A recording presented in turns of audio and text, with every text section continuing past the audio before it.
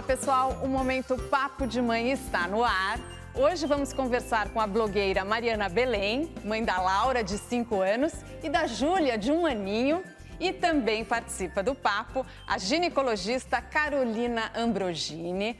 Doutora, a Mariana deu um espaço bom aí entre as gestações, né? É importante dar esse tempo até para o corpo se recuperar? Eu acho muito importante, né? Porque existe todo um preparo da gestação, gasto de nutrientes, uma sobrecarga no organismo da mãe.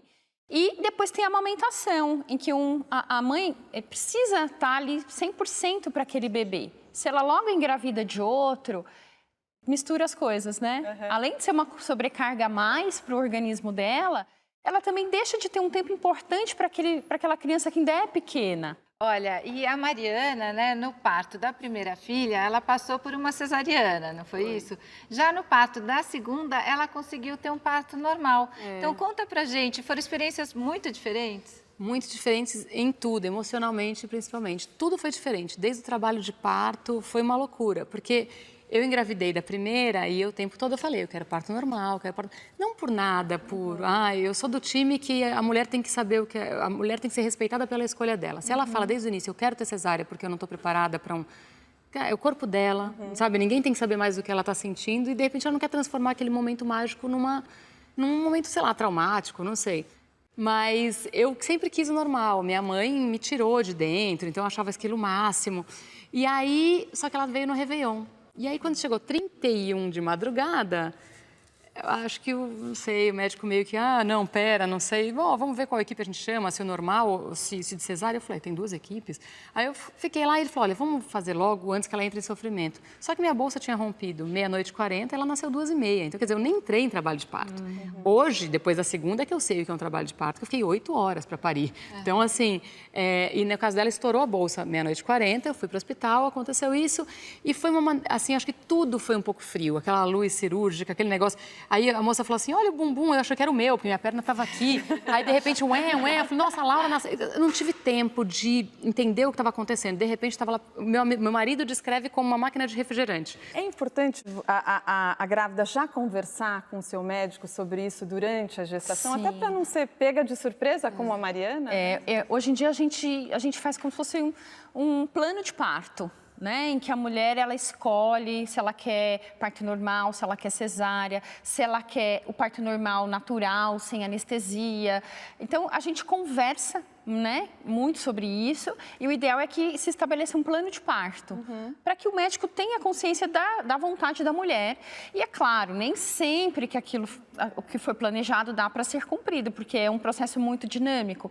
Mas o ideal é que se converse, que faça esse contrato. A minha tristeza nessa coisa da ter caído na cesárea não é... Graças a Deus, minha filha tem saúde e tudo. Sim. Mas eu nem entrei em trabalho de parto, então não foi nem tentado. Uma coisa é falar, olha, enrolou o cordão, você está com a pressão alta. E aí eu ter que ir para uma cesárea. E aí, com o tempo, quando eu quis engravidar de segunda, eu fui entender que realmente eu não tinha nem entrado em trabalho de parto. Na segunda foi tudo diferente. Numa quinta-feira à noite... Numa quinta-feira à tarde, eu comecei a sentir contração, minha bolsa não rompeu. E eu fazia muito exercício também, que elas me ensinaram, coisa básica, nada... E aí comecei contração, fui para o hospital. Eu cheguei no hospital e falei, olha, eu tô... Aí a moça falou, não, isso aí é o pródromo, você nem entrou ainda. Eu falei, é pior que isso? Eu falei, é pior que isso. Aí a médica, da hora, falou, olha, eu acho que você vai acabar sendo cesárea, porque você tá com o útero posterior, se ela estava virado. O colo estava posterior. A única coisa que estava boa era o meu colo, que já estava mole, sei lá. Esvaecido. Isso, mas assim, estava tudo errado. Aí eu falei, não, quer saber? Meu plano cobre, eu vou dormir aqui. E vocês me monitoram durante a noite. Quando foi 1h30 da manhã, eu já tinha 2 dedos. Quando 8h30 da manhã, eu já estava com 5 ou 6 dedos. Aí chegou uma enfermeira obstetriz, que é a Miriam, que me ajudou muito com o exercício também. Mas assim, foi tudo diferente. Eu passei a noite inteira tendo contração, completa, outra experiência. E tem assim. informação, faz toda a diferença. E daí você tomou anestesia? Aí eu pedi a analgesia, né, que é a anestesia que você consegue se mexer e você sente a contração, não é uma coisa que te deixa imóvel, que a cesárea me deixou. E pedi a epísio, porque é uma coisa que também foi discutida antes. Você quer fazer epísio, que é o cortinho, ou não? Eu falei, eu quero. E detalhe, a Júlia nasceu com 4 quilos. A Laura, na cesárea, nasceu com 2,900, 49 centímetros. Teria escapulido feito um quiabo, né? Como a gente estava falando aqui.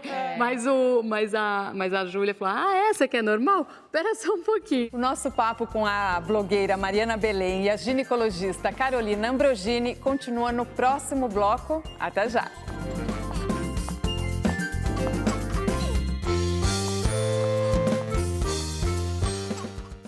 O Momento Papo de Mãe está de volta e a Mariana Belém, que está aqui hoje com a gente, é autora do blog Mamãe de Primeira Viagem, né?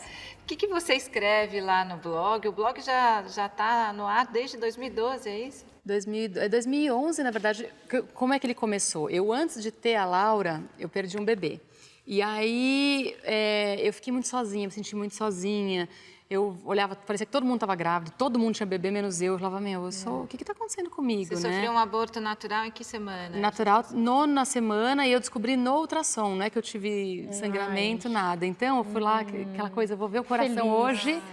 E aí, o médico só pegou na minha mão, assim, o cara do laboratório falou, olha, eu também perdi, oi?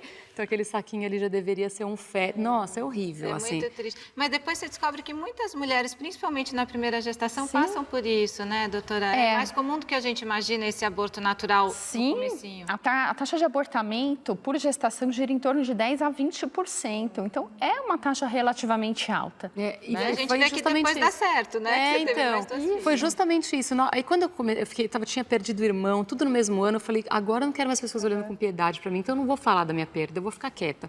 Porque eu não aguento todo mundo assim, Aí eu falava, gente, se eu falar que eu perdi um bebê nesse ano ainda, aí eu não quero. Aí eu vou ficar quietinha, ó. Aí, só que aí, conversando com uma pessoa ou outra, alguém falava, não, mas minha irmã perdeu 2. Não, mas... Eu falei, uai. Aí eu comecei a pesquisar. Aí falava que até 1/5 das mulheres perde quando sabe que está grávida. Às vezes acha que é menstruação. Exato. Eu falei, poxa, tá aí uma coisa para falar para outras pessoas. Porque tudo que uma pessoa quer é se sentir parte de alguma coisa, né? E aí eu comecei quando eu engravidei da Laura, eu esperei chegar nas 12 semanas, vi o coração batendo. Aí eu comecei a escrever e falei, olha... perseverem, nem que ao final das coisas você tenha que adotar, mas você vai ser mãe se você quiser, você vai ser pai. Então eu quis fazer isso para confortar outras mães. Eu acho que é isso que eu faço até hoje, porque às vezes hoje eu falo mais para a mulher, sabe? Porque o homem passa mais fácil por isso, né? Mas a mulher, ela tem a questão da culpa, ela tem a questão da perda de identidade, porque agora ela é mãe, mas espera, eu quero beber com minhas amigas? Não, mas eu quero ter uma viagem a sós com meu marido, eu quero ir no cinema. A mulher fica nessa coisa, será que eu estou sendo menos mãe? O que está acontecendo comigo? Tem muito julgamento, né? Até das próprias mães também. O que mais dói são as outras mães, porque é um bullying materno que eu falo, que você amamentou menos, você é menos mãe, você teve cesárea, você é menos mãe. Quer dizer, você está indo viajar? Com quem ficou sua filha? Desculpa, eu tenho sogra, mãe, eu tenho todo mundo. Tem que aprender a delegar. E daí, com o blog, você criou uma rede aí de mães, de amigas, você foi... porque o seu blog já dura muito tempo, porque algumas mães, quando se tornam mães, fazem um blog e daí acabam deixando de lado. Dizem que quando nasce uma mãe, nasce uma blogueira, né? Porque a pessoa está lá em casa, quer ficar escrevendo, desabafando. Mas o meu, cada vez mais, foi indo dando certo.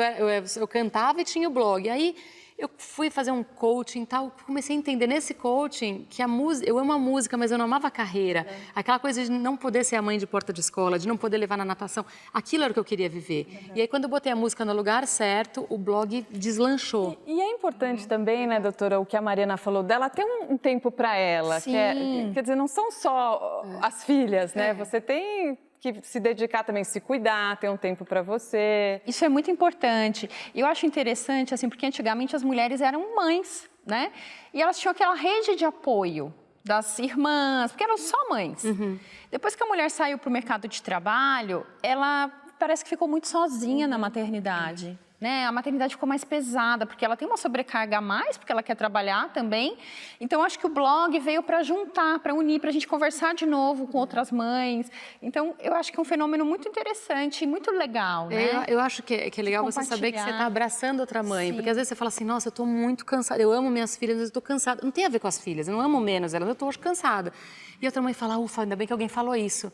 Quer dizer, como se você fosse parte daquilo. E eu acho que essa blogosfera enorme materna que surgiu, conforta essas mães. Ainda tem esse julgamento todo, mas eu acho que ficou menos Assim, Vai Uma com menos pressão, peso, né? uma pressão que acontece também muito é com relação à amamentação, né? Nossa Senhora. Porque muitas mulheres têm dificuldade para amamentar, né? E aí se não amamenta, porque não é menos mãe porque não está não amamentando, amamentou, né? é. Como é Como que que foi no foi? seu caso, então, Mariana? primeiro eu saí do hospital já com leite artificial, só que não me perguntaram, só mandaram, porque parece que leva um tempo, né, do seu leite para descer, e deduziram que como ela não fez xixi durante 2 dias, já deram leite.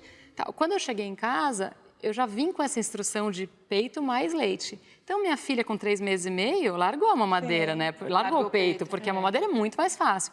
Só que aí também fui estudando isso no tempo. Quando chegou na época da Júlia, eu já fiz todo um trabalho com essa mesma enfermeira obstetriz, de massagem, mas assim, eu precisei estudar isso. Quer dizer, não é uma sempre coisa que essa foi, coisa- nasceu, encaixou aqui, beleza. Não é assim. Mas aí você conseguiu amamentar. Aí eu amamentei Júlia. também até 4, mas aí o meu leite secou. Claro que é muito legal quando a mãe consegue amamentar até o 6º mês, o exclusivo. É o que a gente recomenda e é o ideal. Mas nem sempre isso vai ser possível. E aí essa mãe que não consegue, ela fica se sentindo assim a pior das criaturas. Tem participação dos telespectadores. A Clélia fez uma pergunta justamente sobre amamentação e quem responde é a pediatra Rafaela Calmon. Bom dia, meu nome é Cleia, eu sou mãe da Alice de 2 anos e meio. A Alice, ela ainda mama no peito, várias e várias vezes ao dia. Só que eu percebo que nas principais refeições, ela se alimenta muito mal. Carne, verdura e legumes, nada. Inclusive a carninha, ela mastiga e acaba cuspindo. A minha dúvida é, será que eu deveria tirar o peito para Alice para que ela se alimente melhor? Olá, Cleia, tudo bem? A amamentação prolongada é muito benéfica, então a Alice, com 2 anos e 2 meses, pode continuar mamando à vontade, fique tranquila. Só faça o desmame quando tiver com vontade e ela também. Na questão da alimentação, talvez dar mais autonomia para ela e apresentar os pratinhos de maneira diferente, mudando as apresentações e a consistência dos alimentos possa te ajudar. Um grande beijo! Queria agradecer a participação da doutora Rafaela Calmon. E a gente viu ali, nossa, essa mãe consegue amamentar até os 2, 3 anos. Tem mães que conseguem mesmo.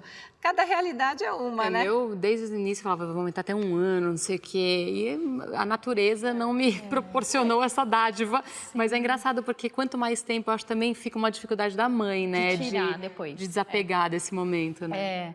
E às vezes, quando a criança vai ultrapassando os 2 anos, ela já vai usando a mama mais como uma chupeta, como uma manha, como né? E aí, para tirar, é mais difícil também, né? Doutora Carolina, muito obrigada pela presença aqui no Momento Papo de Mãe. Agradeço vocês o convite. Manda um beijinho então para Laura e para Júlia. Ai, obrigada pelo convite, adorei. Duro que a gente quer ficar falando 3 horas aqui. Se deixar, a gente filhos é uma fica. delícia, É verdade. O Momento Papo de Mãe fica por aqui. Obrigada a todos e até a próxima aqui na Cultura.